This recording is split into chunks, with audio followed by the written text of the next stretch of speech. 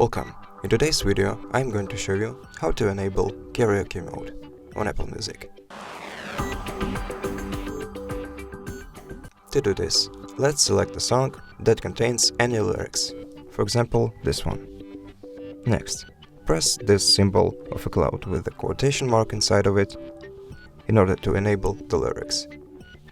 Afterwards, in order to enable karaoke mode, press this button in order to mute the lyrics in the song, so the music will go on the same level, but the lyrics will be muted and you will be able to sing for the lead singer. And that's it. Thank you so much for watching. Leave us a like and subscribe.